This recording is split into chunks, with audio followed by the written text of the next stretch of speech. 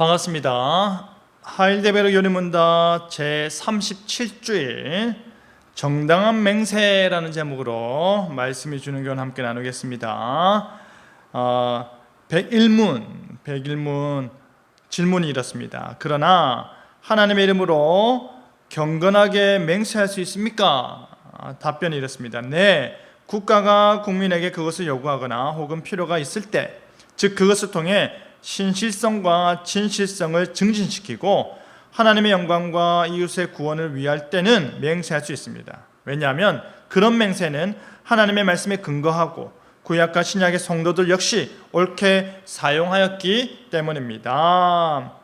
하나님의 이름으로 경건하게 맹세할 수 있느냐? 맹세할 수 있다.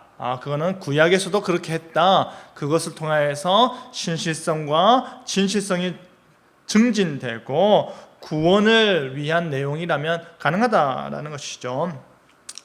성경에서의 맹세가 어떻게 사용되었을까요?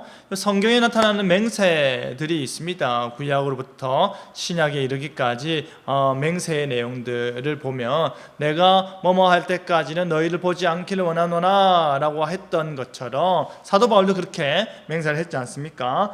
하나님께 드리는 예배를 위하여서, 우리 공동체 예배, 1차적으로 우리 공동체 예배를 위하여서 우리가 맹세를 사용한다. 우리가 하나님을 우리의 하나님으로 공헌하는 차원에서 행하는 맹세다. 하나님을 인정하고 하나님 앞에서 내가 이렇게 살겠습니다, 내가 이러한 삶을 살겠습니다 라고 서원하는 것, 약속하는 것, 그것이 우리가 맹세라 할 수 있겠습니다. 제사장은 제사장으로서 이러한 삶을 살겠습니다. 성도들은 언약 관계에 있는 가운데 하나님께 우리는 이러한 삶을 살겠습니다 라는 것처럼, 그것이 예배 중심으로 하나님께서 출애굽시키실 때에 그 백성들이 하나님을 예배케 하기 위하여 불렀던 것처럼 하나님을 예배하면서 하나님을 나의 하나님으로 부르는 차원에서 우리는 맹세할 수 있다라는 것이죠. 우리가 우리의 참되신 하나님의 이름만으로 맹세해야 하는 이유가 무엇일까요? 우리가 예배와 관련하여서 오직 하나님만 예배 받으셔야 한다, 오직 하나님만 예배 받으셔야 하고 다른 누구의 이름으로 맹세하지 말 것을 금하신다. 하나님께서 우리가 다른 누군가의 이름을 빌어서, 우리는 실제로 많이 그렇게 행하지 않습니까? 누구의 의지하에서 누구가 이 부분 확실히 안다 하면서 자신의 맹세를 하고 하는데, 지금 우리가 교회 안에서 하나님 앞에서 어떤 목사의 이름을 걸고 어떤 장로의 이름을 걸고 어떤 자신의 부모의 이름을 걸고 맹세하는 것이 아닙니다. 우리는 오직 나 자신이 하나님 앞에서 하나님의 이름으로 우리의 신앙을 고백하고 우리의 결단을 고백하고 우리가 하나님 앞에서 이러한 삶을 살겠노라라고 약속하는 것이죠. 우리가 이름을 걸고 맹세하는 그분이 무한한 지혜로 참과 거짓을 판별하기 때문이다. 하나님께서만이 우리가 하는 맹세가 옳은지 그른지를 판단할 수 있는 분이시기 때문에 그 외에 다른 사람에게는 맹세하지 말라라는 것이죠. 누구의 이름을 들어서 우리가 맹세를 하였을 때에 그 사람이 나의 정말 진의를, 나의 진정성을 정확하게 파악할 수 있겠다 없겠다 모른다라는 것이죠. 그렇지 않습니까? 우리가 가족들 간의 관계 가운데서, 지인들의 관계 가운데서 무엇만 하지 마라라고 합니까? 뭘 서지 마라? 보증 서지 마라라는 것입니다. 보증 선다라는 것은 내가 이 사람이 어떠한지를 내가 책임지겠다, 이 사람이 하는 서약이나 맹세에 대해서 내가 확실하게 판단한다 라고 말하는 것 아닙니까? 그런데 그러할 경우에 어떻게 됩니까? 만약 잘못되었을 경우에 이 사람이 다 책임지는 것입니다. 선악간의 분별도 못하는 사람이 잘못될 경우에 자신이 피해를 보게 되는 일이 일어나는 것이죠. 오직 하나님만이 참과 거짓을 분별할 수 있고 오직 하나님만이 우리가 이름을 걸어야 된다라는 것이죠. 그래서 하나님만이 진실하시고 무한히 지혜로우셔서 우리가 하는 맹세의 진위 여부를 판단할 수 있기 때문이다. 오직 하나님, 그러니까 우리가 예배 가운데 오직 예수 그리스도의 이름에 힘입어서 우리의 신앙을 이야기하고, 예배 가운데 우리의 고백을 선포하고, 예배 가운데 하나님 앞에서 우리의 삶을 결단하는, 심지어 그 결단조차도 다른 사람이 아니라 하나님 앞에서 이루어지는 것입니다. 목사로서 나는 이러이러한 삶을 살겠습니다. 장로로서 나는 이러이러한 삶을 살겠습니다. 권사로서 나는 이러이러한 삶을 살겠습니다. 집사로서 나는 이러이러한 역할을 온전히 감당하겠습니다 라고 교회 앞에서 우리가 서약을 한다 할지라도, 성도들 앞에서 내가 이러하겠습니다.가 아니라 실제로 누구 앞에서? 하나님 앞에서 우리가 서약을 하는 것이다 라는 것이죠. 우리가 예수님의 말씀은 때로는 이 맹세와 관련돼서 조금 뭔가 아이러니함, 뭔가 어색함을 느끼게 됩니다. 뭡니까? 도무지 맹세하지 말라. 누가 말했습니까? 예수님이 말씀하셨습니다. 도무지 맹세하지 말라. 그럼 왜 예수님께서는 어떠한 것도 맹세하지 말라고 했을까요? 모든 맹세를 금지하는 것은 아니다.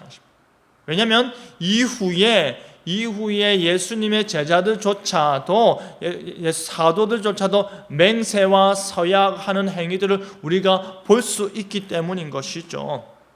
그러나 모든 것을 금하는 것이 아니라 직접적으로든 간접적으로든 혹은 경솔하고 불필요한 맹세에 대해서 경고하시는 것입니다. 그죠? 불필요하고 경솔한, 지금 예수님께서 자신의 십자가 죽음에 대해서 이야기를 할 때 그것을 막아선 사람이 누구였습니까? 맹세하면서까지 그것을 막아서고 그러한 일이 결코 일어나지 못하게 내가 하겠습니다 라고 했던 사람이 누굽니까? 베드로이지 않습니까?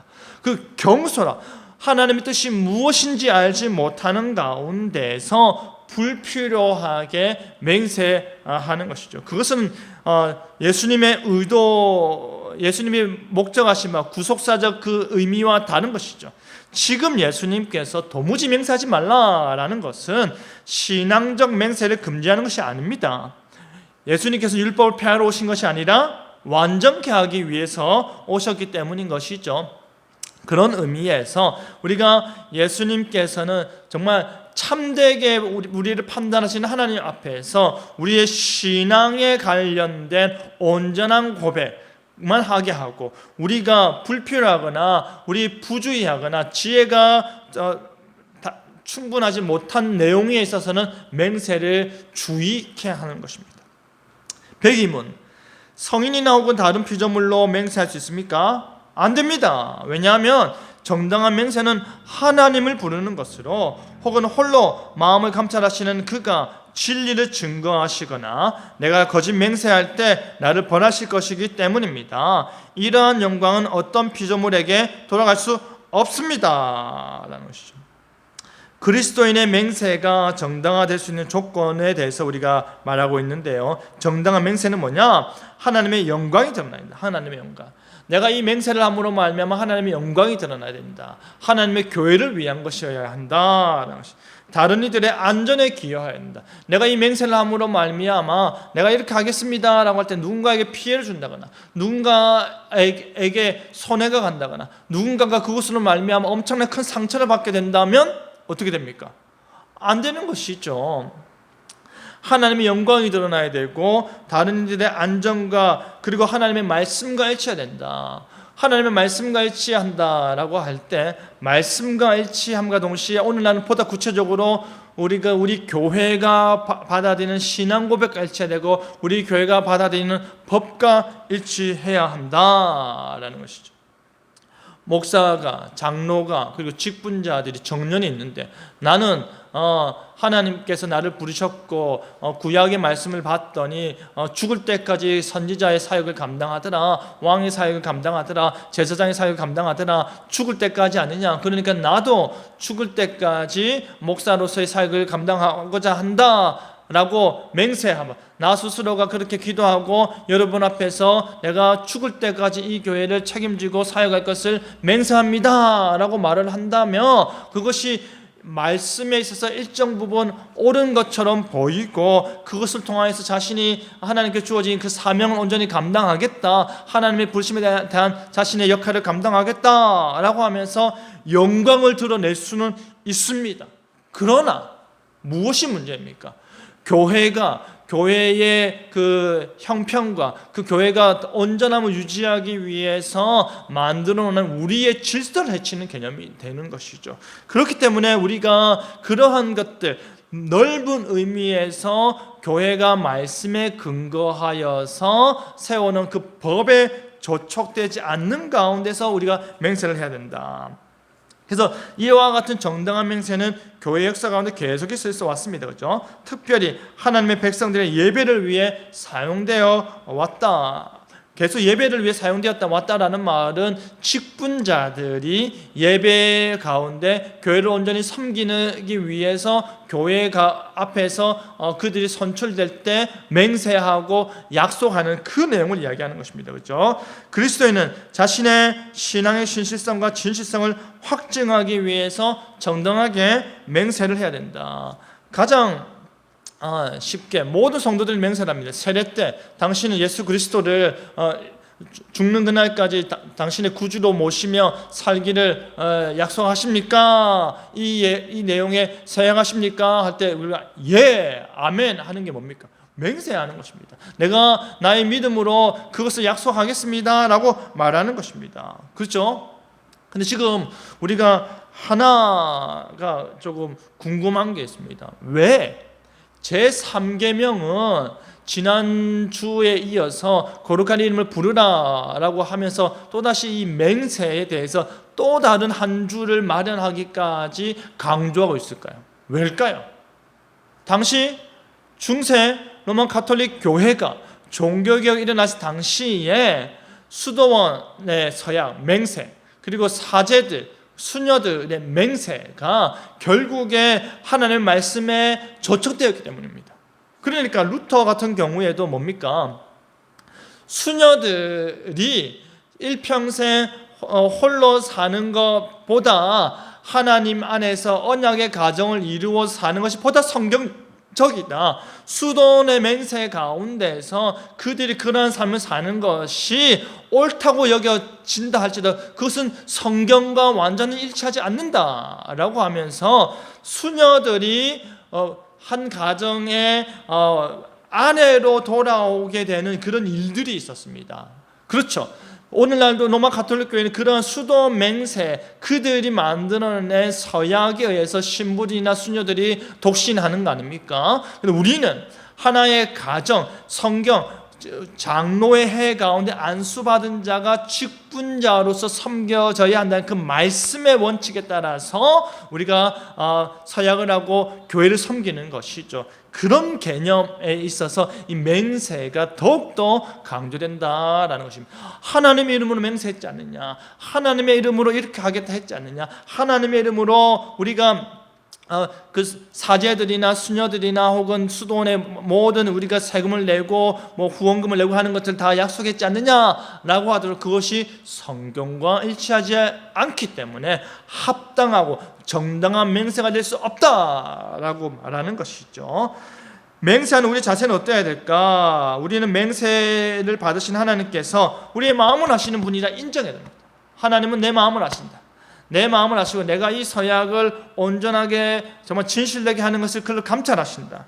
그리고 하나님께서 참과 거짓을 증언해 주시는 분이니까 나에게 내가 지금 그 진리의 말씀 앞에서 진리를 선언하고 맹세하고 있는지 서약하고 있는지를 모든 것을 감찰하신 하나님 앞에서 해야 된다. 세 번째는 우리 자신이 거짓으로 맹세할 경우에 하나님이 친히 뭐 하신다? 벌하신다. 그 벌해 주실 것을 구할 수 있어야 한다. 내가 정당한 맹세, 하나님 내가 이렇게 약속을 합니다. 이렇게 결단을 합니다. 내가 하나님 앞에서 이 교회를 위하여서 이러이러한 삶을 살겠노라고 결단합니다. 그러나 만약에 내가 그러한 삶을 살지 못한다면, 그러한 약속을 온전히 지키지 못한다면 하나님 나를 책망하여 주시고 나를 깨우쳐 주시고 내가 그 약속을 지킬 수 있도록 인도해 주세요 라고 강구할 수 있어야 진정한 맹세에 대한 우리의 자세라 할 수 있다. 모든 맹세는 지켜야 합니까? 아니다라는 것입니다. 모든 맹세가 예배 가운데 선포된 맹세라면 지켜야 합니다. 그죠? 예배 가운데 우리 신앙 고백과 우리의 결단과 우리의 직분자로서의 서약과 그리고 세례자로서의 그 약속과 우리가 아멘하는 모든 부분은 지켜야 됩니다. 그러나 그러지 아니하고 않다면 지키지 말고 부당하거나 부정하거나 정당하지 못한 맹세라면 오히려 지키지 말고 회개하여 취소하는 것이 옳다. 경솔하게 맹세하는 것보다 더 악한 것은 부당한 맹세를 지키는 것이다 라는 것이 불법적인 것, 옳지 않은 것, 내가 이것을 행함으로 맹세한 것 지킴으로 말하면 누군가의 피해가 가는 것, 그것을 지키는 것이 더 악하다라는 것이죠. 그러니까 신약으로 이야기하면 뭡니까? 바리새인들이 자신들이 정해낸 그 규범과 그 전통대로 그것을 지켜나가면서 누군가를 계속해서 정죄하고 그 사람들을 깔보고 무시하고 구분짓는 그 모든 행위들이 온전한 맹세가 될 수 없다라는 것이 오히려 부당하다. 그건 지키지 않는 것이 더 낫다. 금식을 하고 기도를 하고 11절을 하고 헌금을 하면서 자신을 드러내고 누군가를 낮춘다면 하지 마라 라고 말하는 것입니다. 핵심 요약 보겠습니다. 우리는 하나님의 영광과 이웃의 유익을 위해 맹세할 수 있습니다. 우리의 맹세는 진실은 증거하고 거짓은 벌을 내리시는 하나님을 의지하는 것입니다. 우리는 그리고 어떠한 피조물에게도 목사에게도 맹세하지 않습니다. 그죠? 우리는 목사에게 맹세하는 것이 아니라 하나님께 맹세하는 것입니다. 핵심 교훈 다음 겠습니다. 나는 하나님의 영광과 이웃의 유익을 위해 진실만 말합니다. 나는 말씀에 근거하여 정당한 맹세를 행합니다. 나는 거짓 맹세하지 않습니다. 우리 사랑하는 주남교 성도 여러분, 오직 예배 가운데 하나님의 영광을 드러내고 이웃의 유익을 위해서 맹세하시길 바랍니다. 여러분이 하나님 앞에서 나는 이러한 삶을 살겠습니다 라고 약속하신 것이 말씀과 일치하시다면 최선을 다해서 지켜나가시고, 혹 여러분의 개인적인 이익을 위하여서 혹은 누군가의 피해를 끼치면서 그러한다면 취소하시길 바랍니다. 여러분 개인이 아니라 교회를 위하고 하나님 나라를 위한 여러분의 약속, 그것을 신실하게 행해 나갈 때에 결국 누가 영광 받으셔야 됩니까? 하나님이 영광 받으셔야 됩니다. 하나님이 증언하셔야 됩니다. 하나님이 그것은 참으로 참되다, 참으로 옳다 증언하시면서 우리에게 힘주실 것입니다. 그 믿음으로 살아가면서 그 믿음 안에서 하나님 앞에서 거룩한 맹세, 하나님 앞에서 그의 이름에 힘입어서 참으로 고백해 나아가는 저와 여러분 되기를 간절히 바랍니다. 아멘.